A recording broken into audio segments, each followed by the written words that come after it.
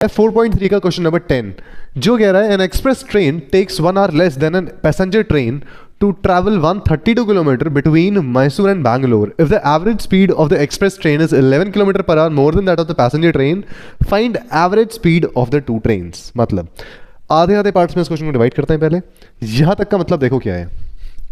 एक express train है, नाम से पता लग रहा है कि एक्सप्रेस ट्रेन जल्दी पहुंचाती है हमेशा, और एक पैसेंजर ट्रेन है। दो तरह की ट्रेन है यहाँ पे। अब जो एक्सप्रेस ट्रेन है वो 1 घंटा कम ले रही है पैसेंजर ट्रेन से। मतलब अगर एक्सप्रेस ट्रेन 3 घंटे ले रही है तो पैसेंजर ट्रेन 1 घंटा ज़्यादा ले रही है, यानी 4 घंटे। तो एक बात ध्यान रखना, यहाँ पर अगर हम जो एक्सप्रेस ट्रेन का टाइम है, या फिर इसको इस तरह लिख लो, पैसेंजर ट्रेन का जो टाइम है, अगर तुम इसमें से एक्सप्रेस ट्रेन का टाइम माइनस करोगे तो 1 के इक्वल आएगा, क्योंकि दोनों के टाइम में 1 घंटे का डिफरेंस है। तो यहां पर हमारी एक जो बेसिक इक्वेशन है वो बन जाएगी कि आपको पैसेंजर ट्रेन का टाइम निकालना है, एक्सप्रेस का निकालो, माइनस करो, 1 के इक्वल पुट करो। अब देखो होगा कैसे। यहां पर डिस्टेंस कितना है हमारा, टोटल डिस्टेंस है हमारे पास 132 किलोमीटर्स। हमें दोनों ट्रेन्स का टाइम निकालना है, और ये बता रखा है कि जो एक्सप्रेस ट्रेन है वो 11 किलोमीटर पर आवर यानी 11 किलोमीटर पर आवर की स्पीड से तेज चल रही है। मतलब अगर हमारी पैसेंजर ट्रेन की स्पीड हमारी अगर 100 किलोमीटर पर आवर है तो एक्सप्रेस ट्रेन की स्पीड 111 किलोमीटर पर आवर है। ठीक है, 11 किलोमीटर ज़्यादा है एक्सप्रेस ट्रेन की स्पीड, वही दे रखा है यहाँ पे 11 किलोमीटर पर आवर ज़्यादा है। सबसे पहले टाइम का हमें फॉर्मूला पता है क्या होता है। टाइम का फॉर्मूला होता है डिस्टेंस अपॉन स्पीड। चलो, अगर मैं पैसेंजर ट्रेन की जो स्पीड है उसको x मानूं, ठीक है, अगर हम पैसेंजर ट्रेन की स्पीड को x ले लें तो एक्सप्रेस ट्रेन की स्पीड कितनी हो जाएगी, 11 ज़्यादा है, यानी x + 11 किलोमीटर पर आवर। अब ज़रा इसको मिटा देते हैं, यहाँ पर किलोमीटर पर आवर लिख देते हैं। किलोमीटर पर आवर लिखने के लिए इसे लिख दो, let speed of passenger train be x kilometre per hour. Passenger train की स्पीड ये रही, और distance travelled by passenger train कितना है हमारा, 132 किलोमीटर्स। ठीक है, पैसेंजर ट्रेन की हमने स्पीड लिख ली, डिस्टेंस लिख लिया। इसी के सामने जरा एक्सप्रेस ट्रेन की स्पीड लिख लेते हैं। एक्सप्रेस ट्रेन की स्पीड हमारी आ गई x + 11 किलोमीटर पर आवर। इसकी x थी, इसकी x + 11, यानी ज़्यादा तेज भाग रही है एक्सप्रेस ट्रेन।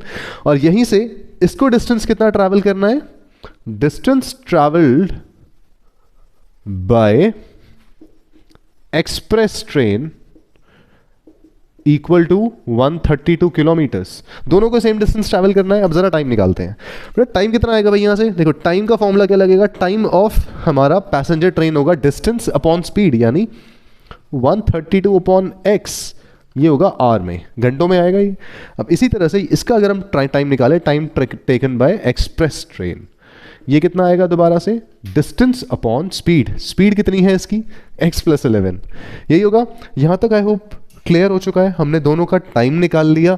अब बारी है इसको, इस चीज को यहां पुट करो।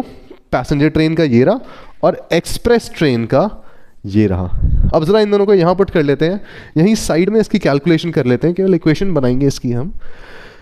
पैसेंजर ट्रेन का टाइम है 132 upon x, 132 upon x minus express train का time 132 upon x + 11 equal to आएगा 1 के। अब यहां जरा एक फंडा ध्यान रखो, यहां पर हो क्या रहा है, जो ट्रेन जल्दी पहुंच रही है, ठीक है, जो ट्रेन आपकी जल्दी पहुंच रही है, यानी ये वाली ट्रेन, इसका टाइम कम है। ओके, इसका टाइम कम है और इसका टाइम ज़्यादा है। तो हमेशा आप जो टाइम ज़्यादा है उसको पहले लिखोगे और जो टाइम कम है उसको बाद में लिखोगे। इसकी स्पीड धीरे है तो ये टाइम ज़्यादा लेगी, तो इसका टाइम पहले लिखोगे आप, और ये ट्रेन तेज़ चल रही है, ये कम टाइम लेगी, यानी अगर ये 5 घंटे ले रही है तो ये 4 घंटे लेगी। तो इसलिए इसका टाइम हम बाद में लिख रहे हैं क्योंकि ये कम है। दोनों को माइनस किया, इक्वल आएगा 1 के, क्योंकि हमें क्वेश्चन में दे रखा है कि इन दोनों के टाइम में 1 घंटे का फर्क है। ठीक है, आगे सॉल्व कर लेते हैं। जो आएगा 132 कॉमन निकाल लिया हमने, यहां बचा 1 upon x minus 1 upon x + 11 = 1। Then 132 को यहाँ नीचे भेज देंगे, ये बच जाएगा हमारे पास 1/x minus 1/x plus 11 equal to 1/132। इन दोनों का एलसीएम ले लेते हैं, जो आएगा x into x plus 11, x से x कट गया, बचा x प्लस 11। ये माइनस का साइन आराम से यहाँ पर लगाओ, जब तुम इसको इससे डिवाइड करोगे, इसको इससे डिवाइड करोगे, x प्लस 11 से x प्लस 11 कट जाएगा और बचेगा हमारे पास केवल x। 1 से मल्टीप्लाई करके x के बराबर ही आएगा। ये कैलकुलेशन समझ नहीं आई, दोबारा सुनो, इस चीज़ को इससे मल्टीप्लाई किया, क्रॉस मल्टीप्लाई भी कर सकते हो, दोनों मेथड्स हैं, रैशनल नंबर्स को सॉल्व करने के तरीके। इसको 1 से मल्टीप्लाई किया, ये आंसर आया, फिर x को 1 से मल्टीप्लाई करा, x ही आंसर आया, बीच का माइनस साइन ये रहा, ओके, इक्वल टू 1/132। आगे फर्दर सॉल्व करते हैं ऐसे, बेटा प्लस x से माइनस x कटा, बचा क्या हमारे पास 11/x स्क्वायर, 11/x का square plus 11x equal to 1/132। अब ये कैसे आया फिर देख लो, x को इससे मल्टीप्लाई करा, फिर x को x से मल्टीप्लाई करा, x स्क्वायर, x को 11 से करा 11x, ओके। अब यहां पर आ जाएगा तुम्हारा क्रॉस मल्टीप्लिकेशन। बेटा क्रॉस मल्टीप्लिकेशन के बाद इस पूरी टर्म को जब आप 1 से मल्टीप्लाई करोगे तो आएगा x स्क्वायर प्लस 11x, और 132 को जरा 11 से मल्टीप्लाई करके देखो क्या आएगा, यहीं कहीं कोने में कर लेते हैं। 132 मल्टीप्लाई 11, 231 231 231 231, ठीक है, 2541 1452 हमारा आ गया, इक्वल टू में 1452। इक्वेशन बना लेते हैं, x square plus 11x minus 1452 equal to 0। यहां बनी है हमारी इसकी क्वाड्रेटिक इक्वेशन। तो कुछ इस तरह से हमारी क्वाड्रेटिक इक्वेशन बनेगी। अब अगर तुम्हें इस पे डी का फॉर्मूला लगाना है, यानी अगर क्वाड्रेटिक फॉर्मूला लगाना है वो लगा लो, मिडिल टर्म स्प्लिट करनी है वो कर लो। तो करते हैं इस इक्वेशन को क्वाड्रेटिक फॉर्मूले से सॉल्व, जिसमें x की वैल्यू निकालने के लिए फॉर्मूला है हमारे पास -b प्लस माइनस √d/2a। इसके बाद हमें निकालना होता है सबसे पहले d की value, b square minus 4ac, ठीक है। अब यहाँ पे b की वैल्यू हमारी आएगी 11 का square minus 4 into 1 into c आएगा हमारा 1452। कैसे आया ये देख लेते हैं एक बार फटाफट से, ax square plus bx plus c equal to 0। ये हमारा जो जनरलाइज्ड स्ट्रक्चर था वो यही होता है क्वाड्रेटिक फॉर्मूले का। a की वैल्यू है 1, दिख रहा है यहाँ पे 1 लिखा हुआ, b की वैल्यू आ गई हमारी 11 और इस पूरे c की वैल्यू आ गई -1452, ठीक है। वैल्यूज पुट करते हैं फटाफट से, 11 का स्क्वायर आ गया हमारा 121 माइनस माइनस प्लस 4 2 ज़ा 8 4 5 ज़ा 20 4 4 ज़ा 16 प्लस 2 18 4 1 ज़ा 4, ये हो गया 5 5808 प्लस करें दोनों को 5929 हमारा आंसर आएगा। अब इसके बाद √d की हमें वैल्यू निकालनी होती है, जो आएगी √5929। देख लो कैसे निकालेंगे 5929, प्राइम फैक्टराइजेशन कर लेंगे इसका फटाफट से। 2 से घटेगा नहीं, लास्ट में ऑड नंबर है, 3 से भी नहीं घटेगा क्योंकि इन सबको प्लस करके आ रहा है तुम्हारा 1825, 25 3 की टेबल में नहीं आता, ये भी नहीं आएगा। 4 से नहीं घटेगा, 5 से भी नहीं जाएगा, 6 7 से जाएगा सीधा ये, तो 7 ये हो जाएगा आपका 7 7 से 49 7 8 ज़ा 56, देन 4 ज़ा जाएगा ये 7 ज़ा, अब 847 आ गया, ये भी सीधा 7 से ही डिवाइड होगा, 7 1 ज़ा 7 7 2 ज़ा 14 7 1 ज़ा 7, देन 121 11 का स्क्वायर होता है, याद रखना ये आ गया हमारा, बहुत सिंपल सा था, 11 इंटू 7 पेयर बनाते हैं हम, 77 आ गई हमारी √d की वैल्यू।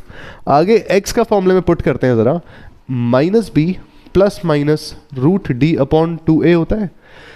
एक बार इसका प्लस लेंगे और एक बार इसको माइनस में लेंगे, -b यानी -11 प्लस √d की वैल्यू आई है 77/2a यानी 1, और इसके बाद -11 -77/2 इंटू 1। अब यहाँ तक क्लियर है, आराम से लिख लो, नोट कर लो, समझ लो। माइनस ये आ जाएगा आपका 66/2, 77 -11 66, और इन दोनों को प्लस करके आएगा -88/2, ठीक है। आंसर आ जाएगा 33 और -44। क्योंकि x हमने स्पीड ली थी तो वो नेगेटिव नहीं हो सकती, इसलिए x की वैल्यू हमारी नेगेटिव नहीं आएगी, जो आएगी 33। x की वैल्यू हमारी 33 थी, तो भाई x हमने क्या लिया था, जो स्पीड किसकी थी, पैसेंजर ट्रेन की। अभी एक्सप्रेस ट्रेन की स्पीड क्या थी हमारी, x + 10, speed of express train, x + 10 यानी 33 + 10 जो हो गई 44 km/h। और ये हमारी किसकी स्पीड आई, ये हमारी आई पैसेंजर ट्रेन की जो धीरे चल रही थी। ठीक है, तो ये था हमारा 4.3 का क्वेश्चन नंबर 10। अब मिलते हैं अगली वीडियो में, तब तक के लिए कीप ट्रैकिंग द कॉन्सेप्ट।